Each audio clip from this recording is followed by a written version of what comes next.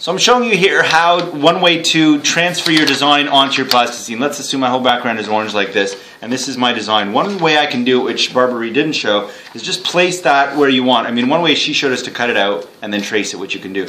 The other way without tracing it is just to poke holes, like every couple half centimeters, and then at the corners or like important parts of your shape, and you poke right through it. It doesn't matter to me if your rough draft is kind of poked with holes, as long as you just leave it intact so I can mark it. And then you can see now I've got kind of a basic outline, and you can go ahead and draw your outline in here.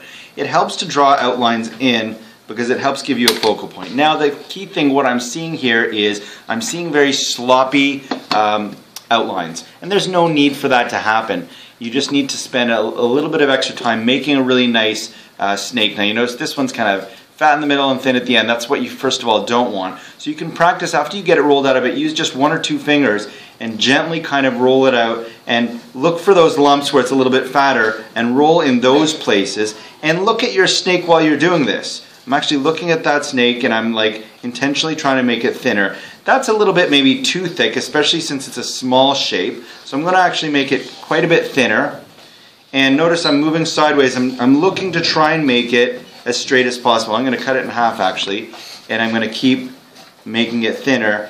And I'm looking again for the lumps. Like there's a lump over there. I'm going to roll out that lump. There's a lump. Roll out that lump. I'm using 1 finger now. Roll out that lump. It doesn't take that much more time, but it's going to look 10 million kajillion times better. That's a real number, by the way.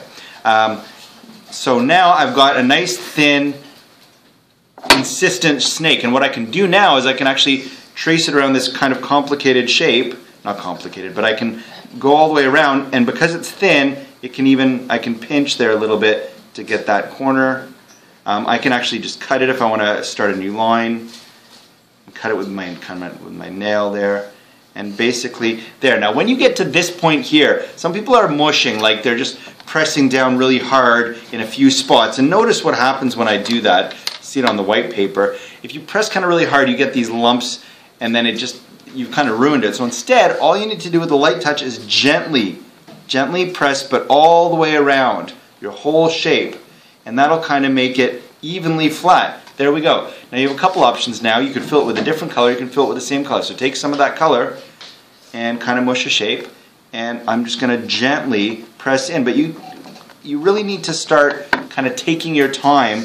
And so I'm going to try and fill this little piece here with just a small piece, and press and gently fill it. Then there's this piece here, so I'll take kind of like a triangular kind of piece there and fill it in. I don't have enough, so I can just get a little bit more and a little bit more. And then you just gently kind of slowly fill it in. And then you've got a nice looking, and again, it doesn't have to be perfectly flat, but it's raised up, it's built up. Okay, it's a little bit thick, and every layer, if you can see from the side, it's building up thick-wise. It's not, I haven't pressed it flat. Okay, so nice thin snakes, take time rolling them out. We have lots of classes for this project. Take your time and make it beautiful.